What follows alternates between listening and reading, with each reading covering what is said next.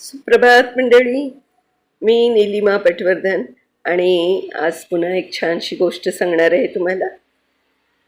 बऱ्याचदा आपल्या मनात येतं की दुसऱ्यांशी चांगलं वागून देखील लोक माझ्याशीच का वाईट वागतात. मी तर सगळ्यांशी नीट वागतेय, मग असं का होतं. मला असं वाटतं हे माझ्याच नाही, प्रत्येकाच्या मनात येत असेल.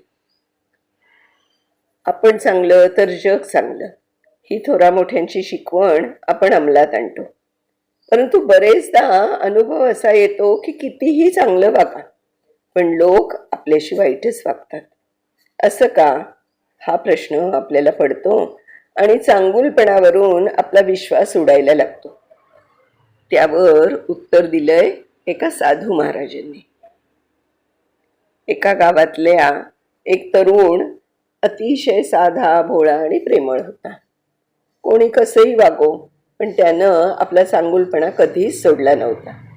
परंतु एक वेळ अशी येते जेव्हा संयमाचा बांध फुटतो आणि आपल्याला स्वतःच्या चांगुलपणाचाही राग येऊ लागतो.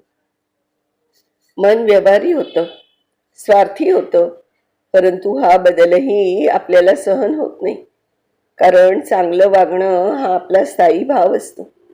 त्या तरुणाच्या बाबतीतही तेच झालं. तो अतिशय अस्वस्थ होता. त्यांनी गावातल्या एका साधू बाबांकडे जाऊन शंकेचं समाधान विचारलं.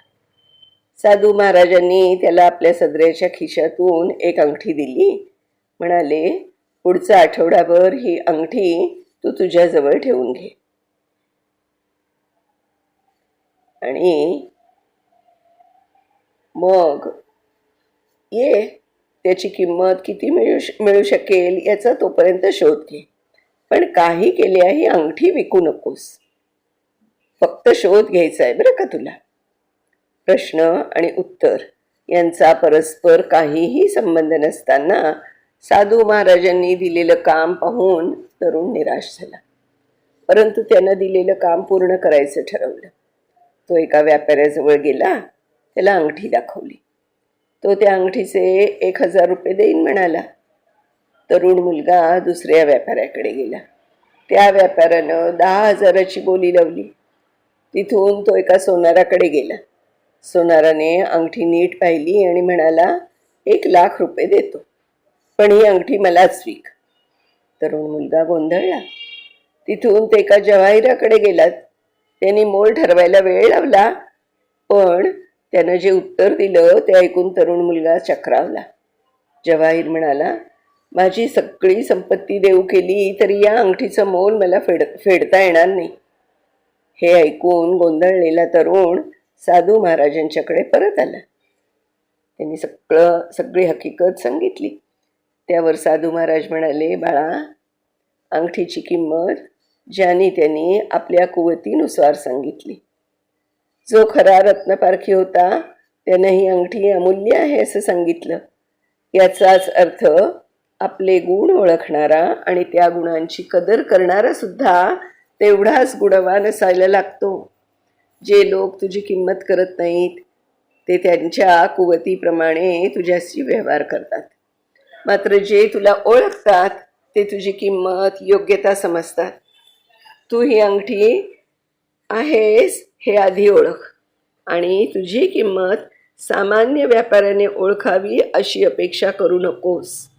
तू तुझा चांगुलपणा कायम ठेव. कोणीतरी रत्नपारखी आयुष्यात नक्कीच भेटेल. एक गोष्ट सदैव लक्षात ठेवा की रिकाम्या भांड्यावर झाकण आणि चुकीच्या विचारांची पाठराखण कधीही उपयोगाची नसते. तुम्ही चांगले आहात की वाईट हा विचार कधीच करू नका. कारण लोकांना गरज पडली की तुम्ही चांगले, गरज संपली की वाईट. आपण पायानं चालतो तो प्रवास होतो, हृदयानं चालतो तेव्हा ती यात्रा होते आणि भान हरपून चालतो तेव्हा ती वारी होते. माणूस एक अजब रसायन आहे. आवडला तर त्याचे दोष दिसत नाहीत, नाही आवडला तर त्याचे चांगले गुण सुद्धा दिसत नाही. नेहमी मन निर्मळ ठेवा आणि प्रामाणिक राहा.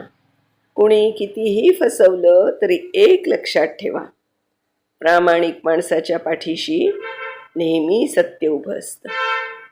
माझं चुकलं.